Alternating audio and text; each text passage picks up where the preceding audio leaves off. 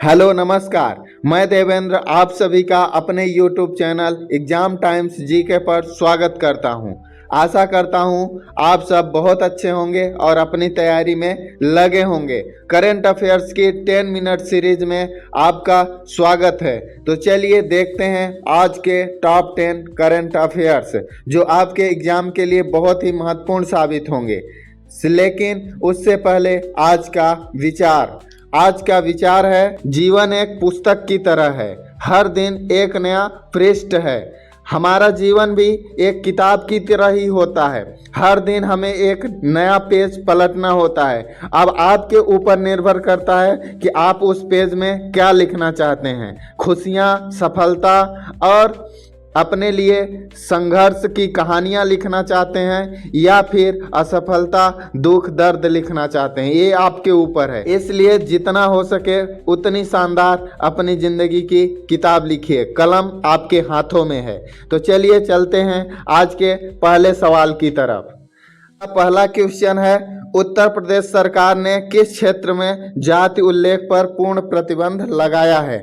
Option है राजस्व विभाग, पुलिस रिकॉर्ड और सार्वजनिक स्थान, शिक्षा विभाग, इनमें से कोई नहीं। तो इसका करेक्ट आंसर होगा option number B, police record और सार्वजनिक स्थान। पुलिस विभाग और सार्वजनिक स्थान पर जाति उल्लेख पर प्रतिबंध लगाया गया है। उत्तर प्रदेश के बारे में देख लेते हैं। उत्तर प्रदेश की राजधानी लखनऊ है। यहाँ के सीएम योगी आदित्यनाथ जी हैं, ये जो आपको फोटो में दिखाई दे रहे हैं, और यहाँ की राज्यपाल आनंदीबेन पटेल हैं। तो चलिए चलते हैं अगले क्वेश्चन पर। अगला क्वेश्चन है, किस लेखक की किताब सोनिया एंड सनी लोनलीनेस को बुकर प्राइज के लिए शॉर्ट लिस्ट किया गया है? यहाँ पर ध्यान दीजिएगा, शॉर्ट लिस्ट किया गया है, अभी बुकर पुरस्कार मिला नहीं है। ऑप्शन है अरविंद अडिगा, किरण देसाई, अरुंधति राय, सामंथा हार्वे। तो इसका करेक्ट आंसर देख लेते हैं। करेक्ट आंसर है option number B, Kiran Desai. Kiran Desai की किताब the loneliness of Sonia and Sunny को बुकर प्राइज के लिए शॉर्ट लिस्ट किया गया है। किरण देसाई इससे पहले 2006 में अपनी किताब द इनहेरिटेंस ऑफ लॉस के लिए बुकर प्राइज जीत चुकी हैं। किरण देसाई के बारे में जान लेते हैं। किरण देसाई न्यू दिल्ली से संबंधित एक भारतीय लेखक हैं। चलिए अन्य जानकारी ले लेते हैं बुकर प्राइज के बारे में। बुकर पुरस्कार की शुरुआत 1969 में हुई, 1969 में। और इसको कौन सा फाउंडेशन देता है? तो बुकर पुरस्कार फाउंडेशन इसको प्रदान करता है। और हमारे भारत के जो बुकर प्राइज विनर हैं उनमें हैं Arvind Adiga, the White Tiger के लिए इन्हें 2008 में बुकर प्राइज मिला था। और दूसरे हैं अरुंधति राय, इन्हें the God of small things के लिए 1997 में मिला था। और अभी हाल ही में सामंथा हार्वे को 2024 का मिला है ऑर्बिटल के लिए। तो चलिए चलते हैं नेक्स्ट क्वेश्चन पर। अगला क्वेश्चन है, नवाचार को बढ़ावा देने के लिए LEAP कार्यक्रम किस राज्य द्वारा शुरू किया गया है? ऑप्शन है उत्तर प्रदेश, कर्नाटक, गुजरात, इनमें से कोई नहीं। तो इसका करेक्ट आंसर देख लेते हैं। करेक्ट आंसर है option number B, Karnataka. Karnataka government के द्वारा लोकल इकोनॉमी एक्सीलरेट प्रोग्राम यानी LEAP को लॉन्च किया गया है। इस प्रोग्राम का उद्देश्य कर्नाटक में नए इनोवेशन हब बनाकर इनोवेशन को बढ़ाना है। यहाँ पर ध्यान देना है, इनोवेशन को बढ़ाने के लिए LEAP को लाया गया है। आपसे एग्जाम में पूछ सकता है कि LEAP किस से संबंधित है? तो इनोवेशन से संबंधित है। तो चलिए कर्नाटक के बारे में जानकारी ले लेते हैं। कर्नाटक की राजधानी बेंगलोर है और सीएम यहाँ के सिद्धारमैया हैं और गवर्नर थावरचंद गहलोत हैं। तो चलिए चलते हैं नेक्स्ट क्वेश्चन पर। अगला क्वेश्चन है, सर्वोच्च न्यायालय ने मानहानि यानी डिफेमेशन को अपराध मुक्त करने का सुझाव दिया है। मानहानि क्या है? आपको बताना है कि मानहानि क्या है। वैसे नॉर्मल शब्दों में तो हम अपने में मानहानि का निकाल लेते हैं अर्थ क्या होता है, लेकिन कानून की भाषा में मानहानि का मतलब क्या होता है आपको यहाँ पर बताना है। तो ऑप्शन है यातायात नियमों का पालन करने से इनकार करना, वित्तीय हानि पहुंचाना, झूठे बयानों के माध्यम से किसी के प्रतिष्ठा को नुकसान पहुंचाना। इनमें से कोई नहीं। तो इसका करेक्ट आंसर होगा ऑप्शन नंबर सी, झूठे बयानों के माध्यम से किसी की प्रतिष्ठा को नुकसान पहुंचा, किसी की प्रतिष्ठा को नुकसान पहुंचाते हैं तो वो मानहानि कही जाती है।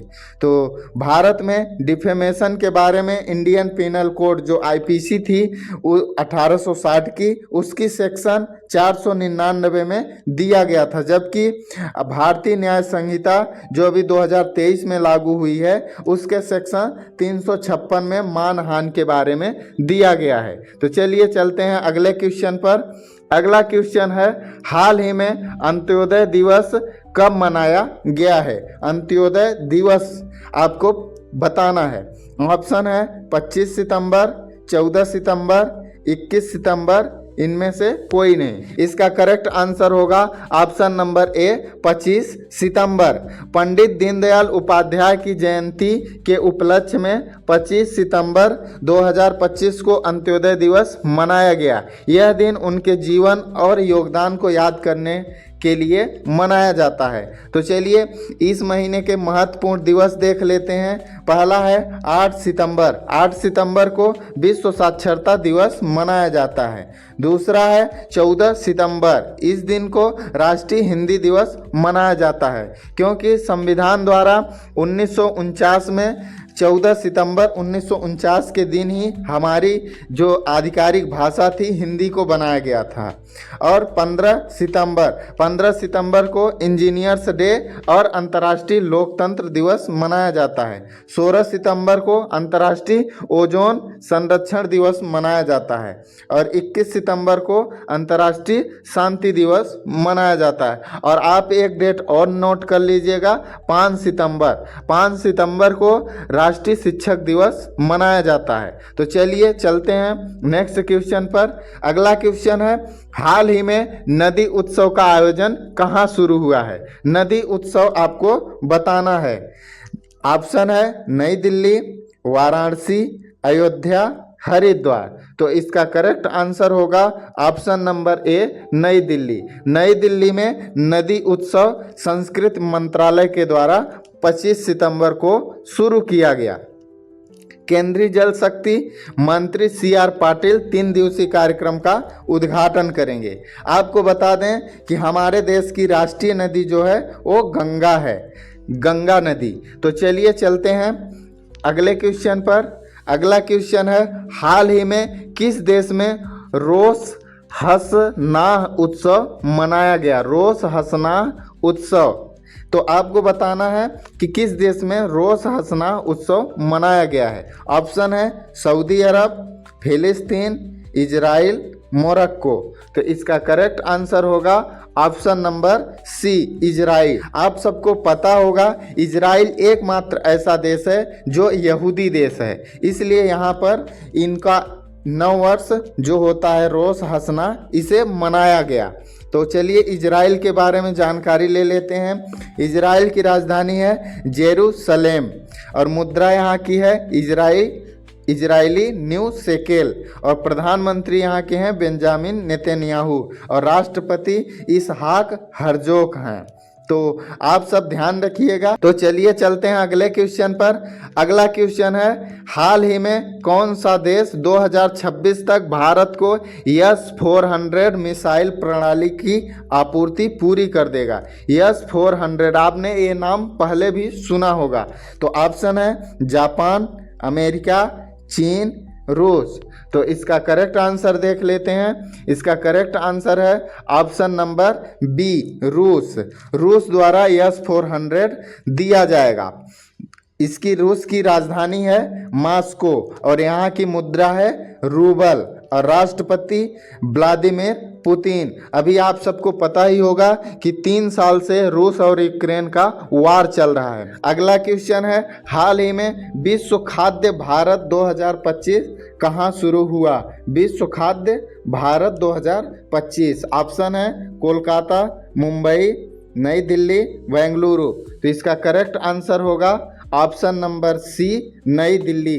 नई दिल्ली में विश्व खाद्य इंडिया 2025 कार्यक्रम शुरू हुआ।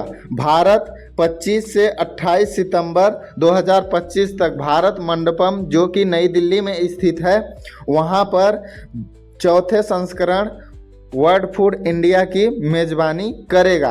प्रधानमंत्री नरेंद्र मोदी इसका उद्घाटन करेंगे। इसका उद्देश्य वैश्विक निवेश आकर्षित करना, भारत की खाद्य विविधता को प्रदर्शित करना और सतत खाद्य प्रणालियों में भारत को वैश्विक नेतृत्व दिलाना है। तो चलिए चलते हैं अगले क्वेश्चन पर। अगला क्वेश्चन है जो कि आज का आखिरी क्वेश्चन है। हाल ही में किस मंत्रालय ने राष्ट्रीय धन्वंतरी आयुर्वेद पुरस्कार लॉन्च किए हैं? ऑप्शन है स्वास्थ्य मंत्रालय, कृषि मंत्रालय, आयुष मंत्रालय, आयुर्वेद मंत्रालय। फोटो में आप देख सकते हैं कि 3 लोगों को यहाँ पर राष्ट्रीय धन्वंतरी आयुर्वेद पुरस्कार मिला है। ये 3 लोग हैं। तो चलिए इनके बारे में विस्तार से आगे देख लेते हैं और करेक्ट आंसर देख लेते हैं। इसका करेक्ट आंसर क्या होगा?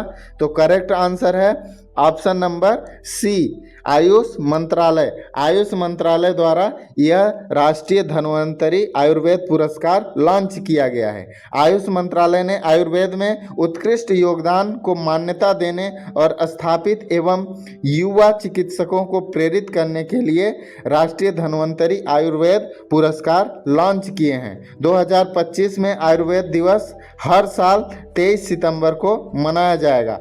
2025 से यह दिवस मनाने की शुरुआत की गई है। हालांकि यह दिवस पहले भी मनाया जाता था, लेकिन कोई डेट फिक्स नहीं थी।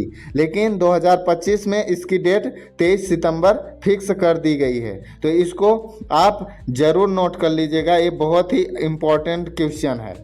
और ये भी ध्यान रखना है आपको कि धन्वंतरी पुरस्कार किस फील्ड में दिया जाएगा।